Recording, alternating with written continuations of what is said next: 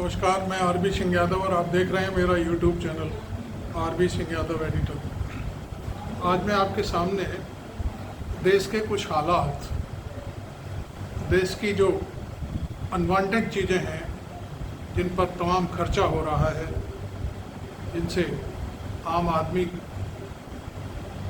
की जीवन शैली पर असर पड़ता है, उसका एनालिसिस आपके सामने पेश करूँगा। मैं वो चीज़ आपके सामने रखने जा रहा हूँ कि शायद आपका भी दिमाग हिल जाएगा और आप आश्चर्यचकित हो जाएंगे।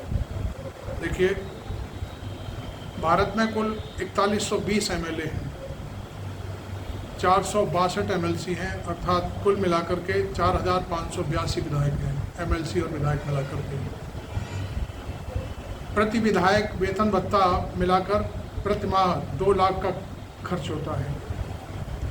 इस तरह से 91 करोड़ 64 लाख रुपया प्रति माह, इस हिसाब से प्रति वर्ष लगभग 1100 करोड़ रुपया खर्च होता है इन विधायकों के वेतन पर। भारत में लोकसभा और राज्यसभा को मिलाकर के 776 सांसद हैं।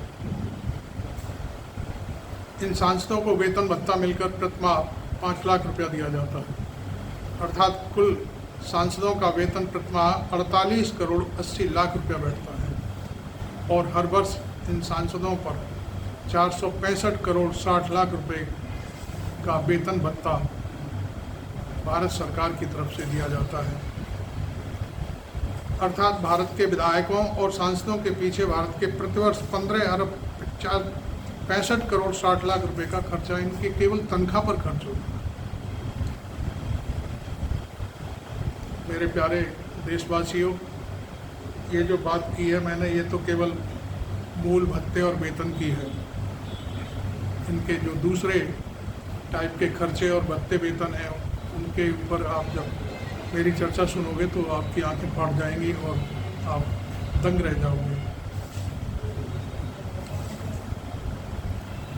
इनके अलावा इनके ऊपर आवास, खाना, यात्रा भत्ता, इलाज, विदेशी सैर सपाटा, ये भी खर्च लगभग इतना ही है, 15 करोड़ के आसपास, अर्थात लगभग 30 अरब रुपए खर्च होता है इन विधायकों और सांसदों पर। अब गौर कीजिए, इनके सुरक्षा में तैनात सुरक्षा कर्मियों के वेतन पर कितना खर्च होता है। ये भी जानना आपके लिए बहुत ज़रूरी है, क्योंकि आप देश की जनता हैं और आप जो इनकम टैक्स देते हैं, इनकम टैक्स से देश चलता है और देश चलने की बजाय इन विधायकों और सांसदों के यात्रा भत्तों पर, वेतन पर, खाने पर और सैर सपाटे पर खर्च होता है। एक विधायक को 2 बॉडीगार्ड और 1 सेक्शन हाउस गार्ड, यानी कम से कम 5 पुलिसकर्मी और यानी कुल 7 पुलिसकर्मी की सुरक्षा मिलती है। 7 पुलिस कर्मियों का वेतन लगभग 25,000 रुपये प्रति माह की दर से 1,75,000 रुपये बैठता है। इस हिसाब से 4582 विधायकों की सुरक्षा का सालाना खर्च 9 अरब 62 करोड़ 22 लाख रुपया प्रति वर्ष बैठता है। अब आप देखिए, इतना खर्च इनकी सुरक्षा पर, इन्हें कौन मारने आ रहा है, कौन पीटने आ रहा है। क्या एक सिपाही इनके लिए काफ़ी नहीं है? माननीय हमारे जज, माननीय हमारे कलेक्टर, माननीय हमारे एसपी केवल एक सुरक्षा गार्ड रखते हैं अपने पास। बाकी और जो बड़े अधिकारी होते हैं वो भी एक सुरक्षा गार्ड से ही चलते हैं, लेकिन इनके ऊपर 7 लोग इनकी सुरक्षा में तैनात हैं। इसी प्रकार सांसदों की सुरक्षा पर प्रतिवर्ष 164 करोड़ रुपए का खर्च आता है। जेड-सीडी की सुरक्षा प्राप्त नेताओं में मंत्रियों, मुख्यमंत्रियों, प्रधानमंत्री की सुरक्षा के लिए लगभग 16,000 जवान अलग से तैनात किए जाते हैं, जिन पर सालाना कुल खर्च 766 करोड़ रुपया बैठता है। इस प्रकार सत्ताधीन नेताओं की सुरक्षा पर हर वर्ष लगभग 20 अरब रुपए का खर्च होता है। ये कोई जानकारी मैं अपनी तरफ से नहीं दे रहा हूँ, ये सब डोमेन, पब्लिक डोमेन में है। गूगल करो, आपको सारी चीज़ मिल जाएगी। अर्थात हर वर्ष नेताओं पर कम से कम 50 अरब रुपए का खर्च होता है। यदि खर्च कम कर दिया जाए या बिल्कुल ख़त्म कर दिया जाए तो देश की जो कच्ची सड़कें, दगड़े, मैड, चक्रोड पड़े हुए हैं वो सब पक्के हो जाए। लेकिन इस पर कौन सोचेगा? आपको तो बस वोट के लिए भरमाया जाता है, 5 किलो अन्न दे दिया जाता है, उससे आपका महीना कट जाता है। आप सोचते हैं अगले महीने फिर मिल जाएगा। कभी कभी ये योजना बंद कर दी जाती है। तो अब ये सब चीज़ें केवल किसको सोचनी है? मुझे नहीं सोचनी, ये आपको सोचनी है, क्योंकि आप वोट देते हैं, सत्ता आप बनाते हैं और सत्ता से सवाल करना भी आपके लिए वाजिब है। आपके लिए ये जानकारी भी वाजिब है, क्योंकि आपको जब तक ये जानकारी हासिल नहीं होगी तब तक कैसे पता चलेगा कि आखिरकार हमारे वोट से वीआईपी बने ये लोग कहाँ क्या क्या खर्च करते हैं। हमारे इनकम टैक्स से ये लोग, हमारे जीएसटी से ये लोग जो इकट्ठा होता है देश में, उसको कहाँ खर्च करते हैं।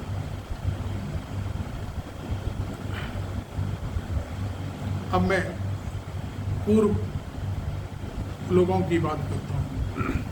इन खर्चों में राज्यपाल, भूतपूर्व नेताओं के पेंशन, पार्टी के नेता, पार्टी अध्यक्ष, इनकी सुरक्षा आदि का खर्च नहीं है। यदि उसे भी जोड़ा जाए तो कुल खर्च लगभग 100 अरब रुपया हो जाएगा।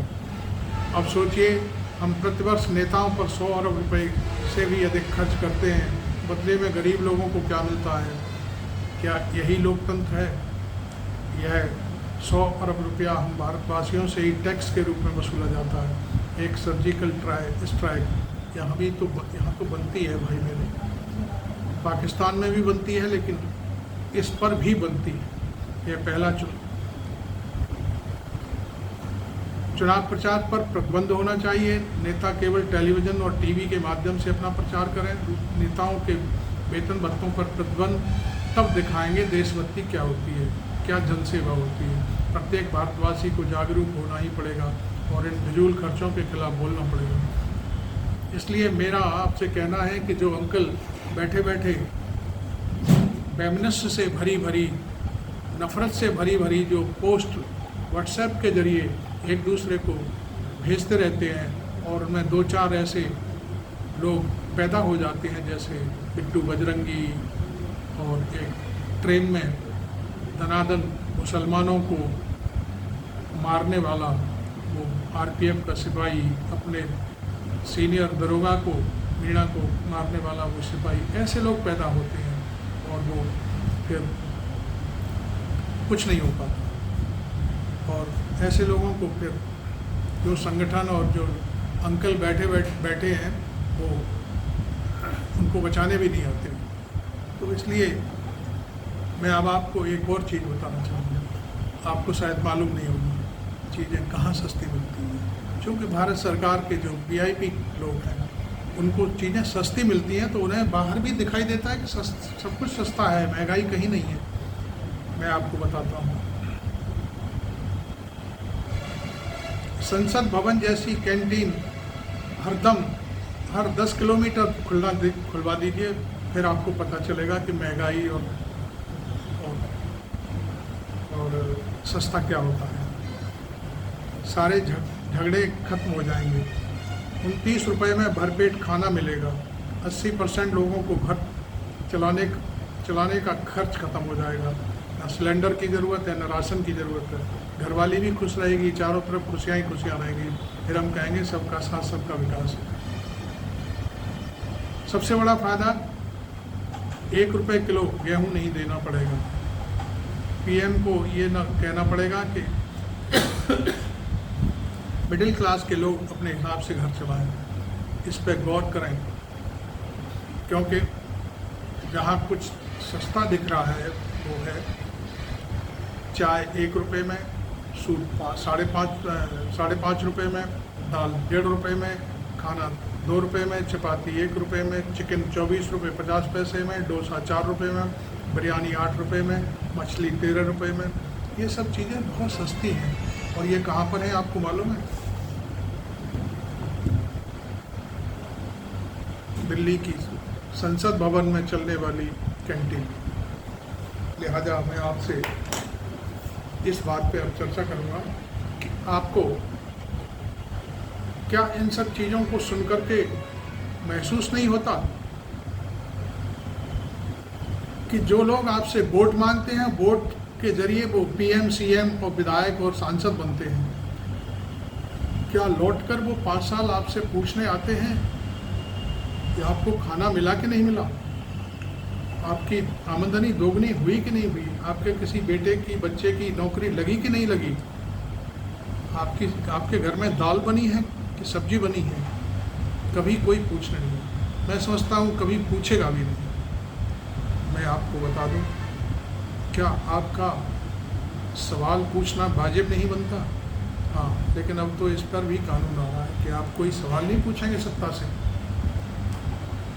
क्योंकि सत्ता अब ऐसे कानून बनाने जा रही है, यदि आपने अपनी भूख के लिए, अपनी प्यास मिटाने के लिए, अपनी सड़क के लिए कहीं आंदोलन किया तो आप भीतर कर दिए जाएंगे। वो भी 1-2 दिन के लिए नहीं, 3 महीने के लिए। आपको कोई पूछने वाला नहीं होगा। लिहाजा